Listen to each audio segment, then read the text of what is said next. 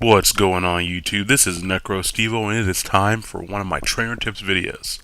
Today, the topic is breeding in 6th gen. That's right, this is a tutorial video of sorts for the changes to breeding and things that will help make breeding a little bit more easy for you when you're playing Pokemon X and Y. If you have questions for things that I don't cover, feel free to leave those down in the comment section and I'll either make an update video if there's enough of them or I'll address them in the comments. But of course, the daycare is located over here on Route 7. That's right to the west of Core Marine City.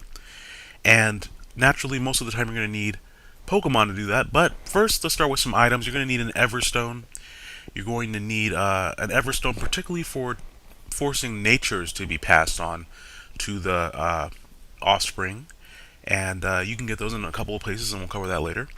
You're going to need other items like the Destiny Knot, which the Destiny Knot is a new item that's used for breeding here in 6th Gen, and I'll explain that a little bit more later as well. But having one of those can be very, very useful if you have Pokemon with good IVs. And then, if applicable, especially if you don't necessarily want to deal with the Destiny Knot randomness, you need the power items. As covered in my previous video for EV trading, there's one corresponding to each stat, and they can be very useful for breeding as well. So that's the power anklet, the weight, the lens, the bracer, the belt, and the band. That's just all one big happy family there. So those are the items you need. Let's just jump right into where you find those items. Now the first item, the Everstone, can be located in-game here in Geosinge Town. If you come to this house, you can do this at any point in the game. Just come in and speak to this scientist and she will give you a free Everstone. I've already picked it up, so she won't do it here. You can also find Everstones off of Wild Rock and Rolla, found in Reflection Cave, and off of the Friend Safari Boldor, who are normally carrying them as well. The next item that you'll need would be the Destiny Knot. You can get the Destiny Knot just by simply going over to Silage City and heading to the hotel.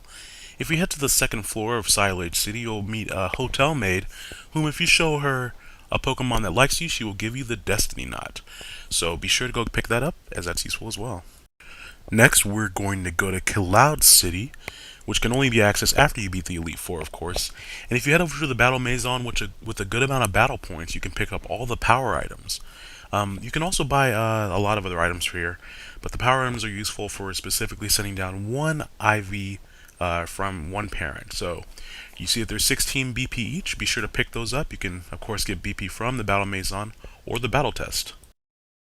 And lastly, of course, another location in Cloud City that you'll need to check out is going to be the Friend Safari. The Friend Safari is a fantastic addition to Pokemon X and Y because not only does it encourage you to hook up with your friends, get their friend codes in and catch a variety of Pokemon that aren't available in the game, but also it allows you to capture Pokemon that have at least 2 perfect IVs, and you can also encounter Pokemon with their hidden abilities. So be sure to go check out the Friend Safari there, especially if you have a Ditto Friend Safari, because that's going to make breeding Pokemon a lot easier than just breeding Pokemon that you captured out in the field, as Ditto will also have perfect IVs when captured in the Friend Safari. Now there are a couple of resources, or there is a resource here in Cloud City that is very important when you're trying to get really good IVs when breeding, and that's the IV Judge. He is located in the Pokemon Center, and when you talk to him and show him one of your Pokemon, he will tell you the potential or the total IV amount that your Pokemon have. Here you can see that my Talonflame has relatively superior stats with a very good special attack stat. That tells me that, okay, this Talonflame is pretty good overall, as in all of its IVs when taken all together add up to a relatively superior Pokemon, and that's the 3rd out of 4 tiers that it could be in. So special attack, of course, out of those stats is the highest one. Now let's take a look at this Venusaur that I bred. It has outstanding potential overall, which means it has the highest tier for its IVs overall, and of course it has max HP, defense, special attack. All those can't be beat, which means those are all 31 IVs in each of those stats.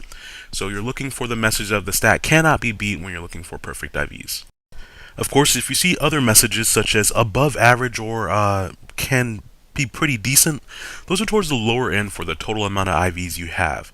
So depending on what you're going for, it's generally going to be better to shoot for at least relatively superior, because that means your Pokemon has all their IVs added up or in at least the 121-150 range, and that's going to be higher than most Pokemon that you're going to face either in the wild or for trainers who don't take the time to IV train. So be sure to check out for those as well.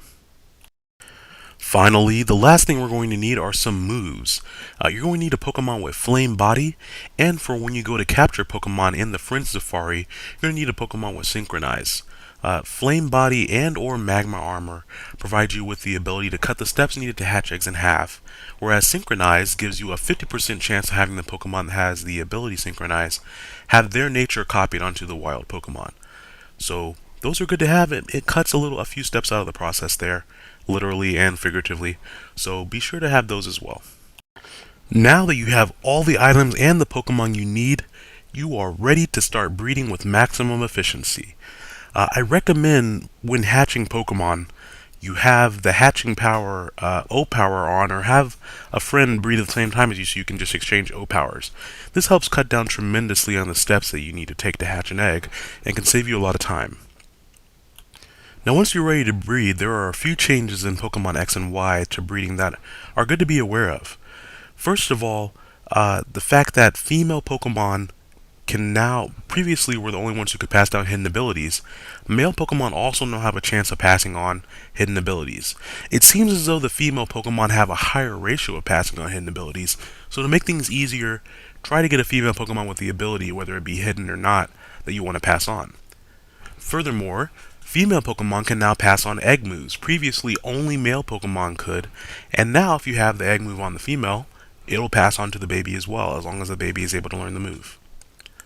Finally, a new change for male and female is that the type of Pokeball that you capture the female Pokemon in will pass on to the baby. So if you catch a Berrig in a dive ball and it's a female, then all subsequent offspring of that Berrig will also be in dive balls. This is really interesting as it gives you a chance to play around with interesting color combinations and just having other types of Pokeballs besides regular Pokeballs. So be sure to play around and have a little bit of fun with those as well. Now let's get to breeding. In my example here, I'm going to be breeding a Bulbasaur, a male one holding the Everstone, with a Ditto holding the Destiny Knot. You'll notice that this is likely a Bulbasaur or an that I probably caught in my Friend Safari, or Ivysaur really, and Ditto probably was from my Friend Safari as well, as they both have perfect IVs. But what is the easiest way to get those IVs onto the baby? Well, in my example here, I would like the baby to have the nature of the Bulbasaur, Modest, so I have the Bulbasaur hold the Everstone, where I have the Ditto holding the Destiny Knot. The Destiny Knot here in this example will ensure that 5 IVs total from both parents go into the baby. Normally, each parent will give the baby 1 IV and the rest are determined normally. So if you have really good parents, it is very easy to at least ensure that the baby gets 1 or 2 of the IVs. It takes a little bit more time and a little bit of patience and a little bit of luck to get all 5 of those IVs onto one baby, but using the Destiny Knot, it's much more likely to happen than if you wait for it to happen randomly. Furthermore, say Bulbasaur only had 1 IV and I wanted to just start a breeding chain going, you can use the power items to force down the corresponding IV that the power item is associated with that stat with. So power weight would be the HP IV, for example. Now here's an example of one of the possible offspring we might get from breeding those two together. You notice that we may get a male or a female Bulbasaur, which of course for terms of passing on abilities or egg moves doesn't really matter. But there is a chance of both of those there. And of course this Bulbasaur might have Overgrow, its natural ability, or it might also have Chlorophyll because the father had the Chlorophyll ability. Furthermore, its nature will be Modest because I use the Everstone to pass down the nature from the father. Lastly, it's going to have anywhere from 0 to 4 or 5 IVs that are taken from the parent. Now just because you use the Destiny Knot does not ensure that you will get all the perfect IVs from the parent. There is an equal percentage chance that all of them will be passed down, but it's only going to take 5 IVs from total. Each parent has a set of 6 IVs for each stat. So when you use the Destiny Knot, it's only going to take 5 of those each. So that's going to be about an 8% chance for each IV to be passed on. Because I've bred for 10 minutes and gotten several babies that didn't have any of the IVs that the parents had, because of the they had the IVs that the parents had, but they didn't have any of the perfect IVs that the parents had, just because of the way it passed it down. Whereas I've also bred for 1 minute and then all the perfect IVs pass down on the first egg. So that is just where a little bit of the luck comes in, as there is no way to force those down. I do recommend when you're just starting a breeding chain to use the power items to force 1 or 2 IVs to be onto a baby. Then you can take that baby and breed it with a Pokemon that has a lot of IVs to ensure that you're going to get a Pokemon, or you're going to ensure a higher chance of having a baby Pokemon that has a lot of perfect IVs. Now, just a few last tips here as we wrap up. Be sure to trade with a lot of people. If you're breeding a lot of Pokemon and you have a lot left over, I encourage you to find other people who are interested in taking them off your hands for maybe something else that you're looking for, or even just for free. I often just send out a lot of the Pokemon that I don't plan on keeping through Wonder Trade. And that does two things. Number one, it gets you lots of extra IDs in your box so that when you go to try to do the Wonder Lottery in-game in Lumio City, you can win more often because you have more ID codes. And number two, it may make it easier to get eggs, as Pokemon that you use to breed that have a different ID number from each other make eggs a little bit faster than Pokemon that have the same ID number. Furthermore, you're going to want to get lots of 3DS friends, and you may even want to rotate them out. That way you're going to have plenty of different Pokemon in your friend safari to choose from, and when you go to breed something, you have a good Pokemon to start off with that already has 2 IVs if you can catch it in your friend safari. Furthermore, that's where you often are going to get hidden abilities from Pokemon in your friend safari, so it's very good to go ahead and connect with as many people as you can in order to get a lot of Pokemon. And then lastly, I encourage that you plan ahead. If you plan ahead, then you can avoid having to rebreed Pokemon, and you can avoid wasting a lot of time. It's For some Pokemon, this may be egg moves, as far as chain breeding to get different moves down from 1 or 2 Pokemon down to the same Pokemon. Or it may even just be, okay, I'm trying to get this mix of IVs, what's the quickest way to do it? Taking a Pokemon that has more than 2 or 3 IVs and breeding it with something else with a Destiny Knot, you're going to have a higher chance than if you breed something that only has 1 or 2 perfect IVs, so make sure to keep that in mind. Thank you all very much for watching this video.